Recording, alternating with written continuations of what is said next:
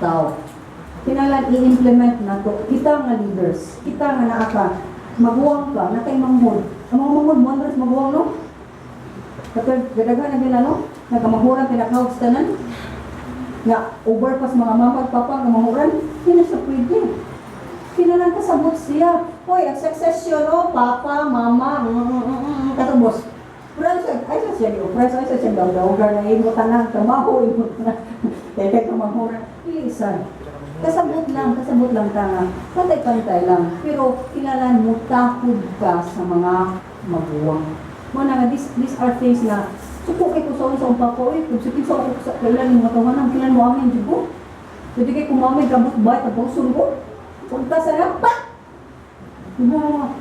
Bata ko ka dito. May nga na kanil mga tao, mga tao bisita sa balay, mga papa, nga, dyan, busy siya, nga, kabantay na siya, wala itong kuli amin na yung mga bisita, takaw na to, ano, pag-walk bisita, dyan, nagibot sa ipa niya, karo ka nga, tak, so parang ako sa kinsa, mag-walk amin na bisita, respeto, jud ka, grabe ka yung instill mo, respeto, jud ka, so, these are things, yan naman, gamay pa ko na instill man. Gasud naman tinadagasok man yan. Kasi wala akong papa, ang papa, hindi ko mo ngamin, hindi ko manguara ng mga isani ka ng mga tao. Dapat kami ko nga, manoy, yamin ko, so ka naman, buwan na biya ko, matan ako nga, sumatmang ko sa bilay na ko. Nga, umanang pa ko, umanoy pa ko, mayroon pa, muamin pa ko. Mga iksunan, we need, kita nga dibutang sa Ginoo, may emphasize din ko, discipline na din. At kung nasa gano'n, maliwag ko, disiplina. At kung naman sa disiplina, bigas presidente? No, kita sa ang tapusan na to. In the household. Kani sa itong panimalay. Hindi na sa kayo, disiplinado kay tapunata simbahan. Wala tayong mga kuan na. Masa may naka-difference na to kung di ka disiplinado.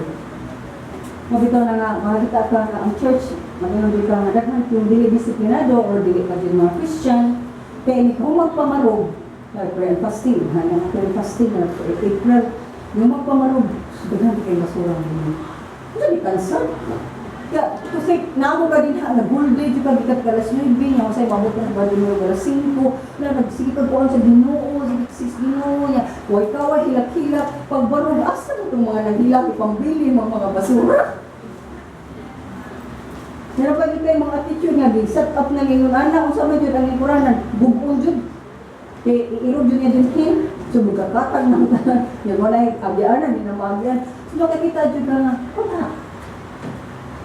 Hindi kadaghanan mo marong. Kadaghanan mo lakaw. Nga naman, doon na rin mo rin sana, doon na mamupos akong tugo. Hindi ka maluoy sa kanong may kita tapirmi nga ang church na di siya isulduhan na i-limpyo. Ato yung banalay, di ba? Wherever we go, we meet, that's the house of God. Kung nalawan mo, balay niya sa Ginoo, di ko mamugahugaw rin. Amen? Kung kuha ko sa kanong basura-sura ko sa umbag, daghan ko sa muha, o mahimo, nulakaw ko din nga, so to limpyo, hindi kagawas na ko. Dili, Dili tabi pa yan na. So ko limpyo, nulakaw ko, hugaw. Kung na itong galipay, dapat dili. Gusto ka nang tani, so ko limpyo, kagawas na ko limpyo. Pag suda mo hugaw, at least manong tana, iba na lang kahugaw pag lakaw mo. Because we need to be servants. Hindi lang ganini nga servant, ang mutahod lang ta sa mga nasa munuan. Kung dili, kita mismo sulubuon ta o inaya diha sa Ginoo. So, ako lang tapuson, napaka-wait. Okay. So, ang otoridad, sulubuon sila sa Diyos, fact number 5, mubuhat o maayuhan mo. So again, kung bumubuhatan maayo. Fact number 6, ang otoridad, agent sila sa Ginoo, muhatag o punishment o kato na nakita. Okay, so, summary, governing authorities, bisan sa Ginoo, ang pag-rebuildi sa otoridad, nirebuildi ka sa Ginoo, ang pag-rebuildi na ito, sanin, nagin na umabot ng mga konsekwensya, ang otoridad, dili na sila terror kung wakay sala, ang otoridad, muhimo ni sila kayuhan, alam ka na ito, kung ang otoridad mo sa gamitan sa Ginoo para pag-punish na to kung sayot ka. In short, ergo, therefore, Musabitar ta sa tanang otoridad, dili lang tungod kay mahadlok ta unsay ilang buhaton nato. Kung dili tungod sa konsensya. So, di na ta mo go deeper na mo-end lang ganyan natin. Ano naman, naaka sa Diyos o wala, nakabasa ka sa Biblia o wala, ibaw ka. Kinalan mo ta sa mga maguwang na to. Amen? Magwang edad, naa sa posisyon, sila ang otoridad, mutahod jud kanila. Musugot kang sa dili, mando na sa Ginoon. Sabi mo sa Ginoon, in the family of context, obey your parents in the Lord. Because of the Lord, you obey them. So, minsan na next week, tapon na lang ta sa submission na, biblical na sa submission sa mga namunuan diha sa simbahan.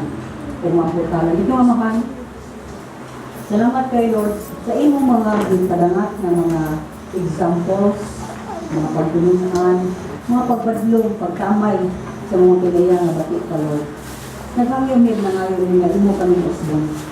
Naginaw din yung pagtitid sa among tuhuan, sa among sa ni Lord na tabuan, sa among i-obey.